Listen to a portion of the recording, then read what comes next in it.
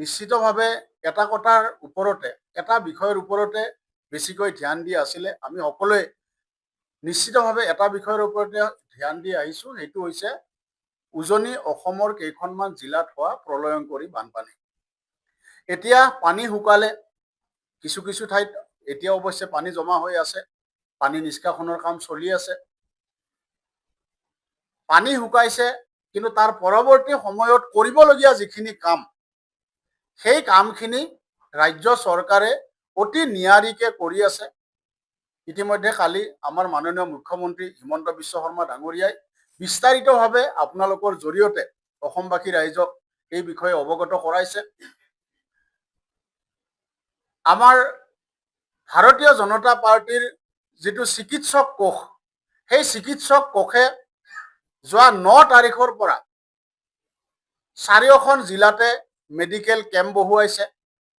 সৰ্বমুঠ 9 তাৰিখৰ পৰা 12 তাৰিখলৈকে 21টা মেডিকেল কেম্প বহুৱাইছে আৰু তাত 2500তকৈও অধিক আমাৰ বান আক্ৰান্ত লোকক তেওঁলোকে চিকিৎসা প্ৰদান কৰিছে। সৰ্বমুঠ 47 গৰাকী চিকিৎসক আৰু চিকিৎসা কৰ্মীৰ এটা বৃহৎ টিম এই গোটেই কেম্প পৰিচালনাৰ দায়িত্বত আছিলে। আমি ভাবোঁ যে পানী শুকোৱাৰ লগে লগে যেনেকৈ সাহায্য পুনৰ সংস্থাপনৰ কাম চলি আছে, সেই একেটা সময়তে চিকিৎসা যাতে মহামাৰীৰ কবলত পৰিবলগীয়া নহয়, তাৰ কাৰণে ভাৰতীয় জনতা পাৰ্টীয়ে অত্যন্ত নিষ্ঠা সহকাৰে দায়িত্ব পালন কৰিছে। আৰু তাৰ কাৰণে মই আমাৰ চিকিৎসক কোষৰ আহ্বায়ক ডাক্তৰ প্ৰাঞ্জল ভৰালী আৰু ডাক্তৰ মৃগাংক তালুকদাৰক মই ধন্যবাদ জনাইছোঁ। তেওঁলোকৰ নেতৃত্বত এতিয়ালৈকে 2500তকৈও অধিক বানাক্ৰান্ত ৰোগীয়া লোকক চিকিৎসা কৰা হৈছে। আৰু এই মুহূৰ্তলৈকে 4খন বানপীড়িত জিলাত মহামাৰী যে হোৱা নাই, মহামাৰীত যে ৰাইজ আক্ৰান্ত হ'বলগীয়া হোৱা নাই, তাৰ প্ৰধান কাৰণটোৱে হ'ল ভাৰতীয় জনতা পাৰ্টীৰ এই সেৱা, আমাৰ চিকিৎসক কোষৰ এই সেৱা। গতিকে নিশ্চিতভাৱে মই অসমবাসী ৰাইজৰ সন্মুখত আমাৰ এই চিকিৎসকসকলৰ, আমাৰ চিকিৎসা কৰ্মীৰ এই টিমটোক মই আপোনালোকক ধন্যবাদ জনাইছোঁ। কিন্তু এই একেটা সময়তে আমি যদিও ৰাজনৈতিক কথা বতৰাবিলাক নাপাতিম বুলি ভাবি আছিলোঁ, কিন্তু কিছুমান ৰাজনৈতিক বিষয় এই মুহূৰ্তত আমাৰ সন্মুখত উত্থাপন হৈছে। আটাইতকৈ দুৰ্ভাগ্যজনক কথাটো হ'ল ভাৰতীয় জাতীয় কংগ্ৰেছ, যিটো দলে অসম আৰু দেশত সুদীৰ্ঘ দিন শাসন চলাইছিলে, আমাৰ অসমত এই জাতীয় কংগ্ৰেছৰ নেতা গৌৰৱ গগৈ ডাঙৰীয়া, আপোনালোক সকলোৱে দেখা পালে যোৱা কেইটা দিনত প্ৰায় এমাহ হ'বৰ হ'ল পানী হোৱাৰ পৰা আজিৰ দিনটোলৈকে প্ৰায় এমাহ।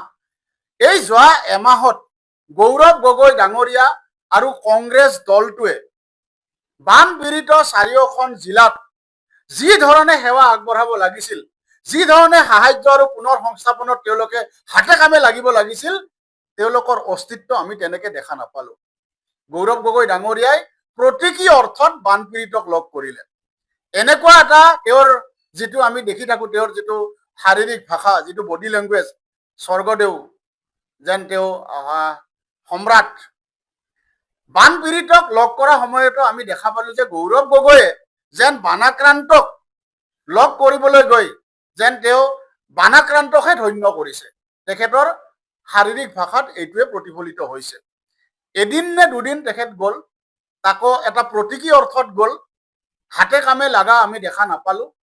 তেখেতে সংবাদ মাধ্যম আৰু তেওঁৰ ছ'চিয়েল মিডিয়াৰ সন্মুখত কিবা প্ৰতীকী অৰ্থত সাহায্য বিতৰণ কৰিলে, কিন্তু অন্যান্য বিৰোধী দলৰ নেতাসকলে যি ধৰণে কাম কৰিছে, শাসক দলে যি ধৰণে কাম কৰিছে, বিভিন্ন NGO, বিভিন্ন স্বেচ্ছাসেৱী অনুষ্ঠানে যি ধৰণে কাম কৰিছে, সেই ধৰণে গৌৰৱ গগৈ আৰু কংগ্ৰেছৰ অস্তিত্ব ৰাইজৰ বিপদৰ সময়ত ৰাইজে নাপালে। আজি মই আৰু এটা তথ্য আপোনালোকক দিব খোজোঁ, যদিও তেওঁলোকে প্ৰচাৰ নিবিচাৰে, আমাৰ ৰাষ্ট্ৰীয় স্বয়ংসেৱক সংঘ, তেওঁলোকে প্ৰচাৰ বিচাৰি একো কাম নকৰে, আমি সকলোৱে জানো, বা প্ৰচাৰত তেখেতলোক নাথাকে। কিন্তু তথাপি মই এটা কথা জনাব বিচাৰোঁ যে প্ৰায় 300 স্বয়ংসেৱকে আজি প্ৰায় এমাহ ধৰি বানপীড়িত এলেকাসমূহত সাহায্য, পুনৰ সংস্থাপন আৰু এতিয়া ঘৰ নিৰ্মাণৰ কামত নিষ্ঠা সহকাৰে লাগি আছে। কিন্তু তাৰ পৰিৱৰ্তে আমি কংগ্ৰেছক দেখিলো তেওঁলোকে কেৱল প্ৰতীকী অৰ্থত বানপীড়িতৰ ওচৰলৈ গৈছে, তেওঁলোকৰ সাহায্য দিয়াৰ গোটেই কথাটো কেৱল প্ৰতীকী অৰ্থত। গতিকে আমি নিশ্চিতভাৱে এইটো কথা আমি বুজি পালো যে কংগ্ৰেছ দলটো অসমৰ ৰাইজৰ বিপদৰ সময়ত কি ধৰণে ৰাইজৰ লগত থাকে। আৰু আটাইতকৈ দুৰ্ভাগ্যজনক কথা, যি সময়ত বানপীড়িত বানাক্ৰান্তসকলৰ লগত গৌৰৱ গগৈ আৰু কংগ্ৰেছৰ নেতৃত্ব থাকিব লাগিছিল, সেই সময়ত তেওঁলোকে আছে, বেছিখিনি সময় আছে নগাঁও উপনিৰ্বাচন কেন্দ্ৰিক কুচকাৱাজ কৰাত। নগাঁওৰ উপনিৰ্বাচন আহি আছে, এই উপনিৰ্বাচন কেন্দ্ৰিক কুচকাৱাজত আমি গৌৰৱ গগৈ আৰু তেওঁলোকৰ নেতৃত্বক বেছিকে তেওঁলোকক তাতহে আমি দেখা পালো। হয়, ৰাজনৈতিক দলে উপনিৰ্বাচনত আমি ভাগ ল'বই লাগিব, আমি সকলোৱে তাত সক্ৰিয় হ'ব লাগিব, কিন্তু বানাক্ৰান্তৰ ওচৰত যিমান সক্ৰিয় হৈ থাকিব লাগিছিল তাতকে বেছি সক্ৰিয় হৈ গৌৰৱ গগৈ আৰু তেওঁলোকৰ নেতৃত্বক আমি দেখা পালো নগাঁও উপনিৰ্বাচন কেন্দ্ৰিক কুচকাৱাজত। গতিকে অসমৰ ৰাইজে নিশ্চয় এই কথাবিলাক মন কৰি আছে বা মন কৰিব। নগাঁও উপনিৰ্বাচনক লৈ মই আপোনালোকৰ আগত আৰু দুটামান কথা ক'ব বিচাৰিছো। আমি দেখা পালো যে বিধানসভা নিৰ্বাচনৰ আগতে গৌৰৱ গগৈকে ধৰি তেওঁলোকৰ অসমৰ নেতৃত্ব আৰু ৰাহুল গান্ধী, জিতেন্দ্ৰ সিঙকে ধৰি তেওঁলোকৰ ৰাষ্ট্ৰীয় নেতৃত্ব সকলে এটা কথা কৈ আছিলে যে বদৰুদ্দিন আজমলৰ AIUDF দল সাম্প্ৰদায়িক দল, তেওঁলোক বিজেপিৰ বি টিম, গতিকে তেওঁলোকৰ লগত তেওঁলোকে আৰু কেতিয়াও মিত্ৰতা নকৰে। কিন্তু 4টা মাহ নহওঁতে এতিয়া দুৰ্ভাগ্যজনকভাৱে গৌৰৱ গগৈ, ৰিপুন বৰা, ৱাজেদ আলী চৌধুৰী তেওঁলোকে এতিয়া আজমল চাহাবৰ ভৰিত পৰিছে।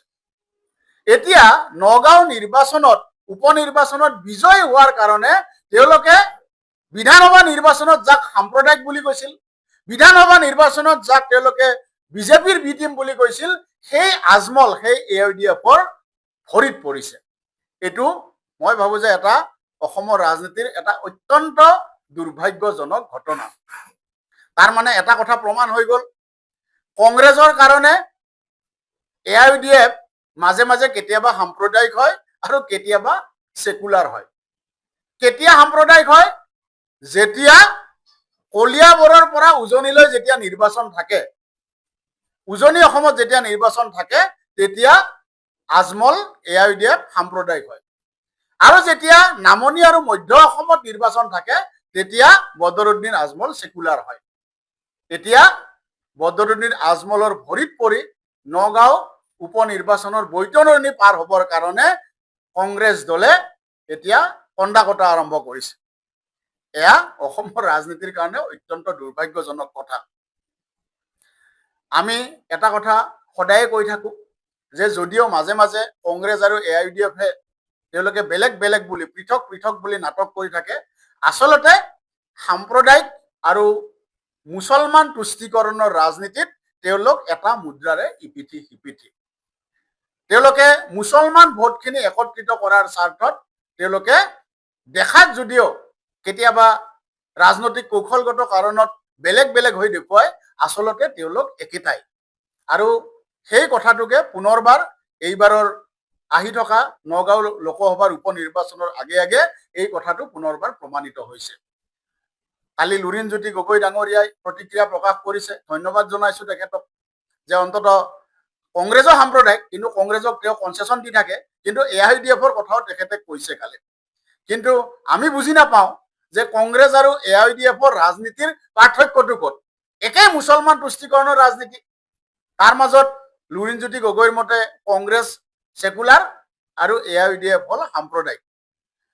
অখিল গগৈৰ প্ৰতিক্ৰিয়া এতিয়ালৈকে অহা নাই, তেওঁলোক এলায়েন্স পাৰ্টনাৰ। আমি আশা কৰিম যে তেওঁলোকৰ প্ৰতিক্ৰিয়া অসমৰ ৰাইজে অতি সোনকালে বুজি পাব, জানিব।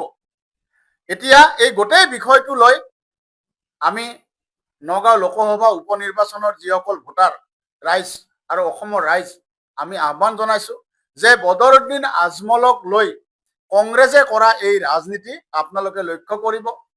কেৱল মুছলমান তুষ্টিকৰণৰ কাৰণে, কেৱল সাম্প্ৰদায়িক ভোটক একত্ৰিত কৰাৰ কাৰণে নগাঁও লোকসভা নিৰ্বাচন কেন্দ্ৰিক কংগ্ৰেছে যি নিকৃষ্ট ৰাজনীতি আৰম্ভ কৰিছে, এই ৰাজনীতিক আমি সময়ত সমুচিত প্ৰত্যুত্তৰ দিব লাগিব।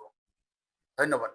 যিকোনো খবৰৰ বাবে যোগাযোগ কৰক 9181 307 221 আমাৰ এই নম্বৰত।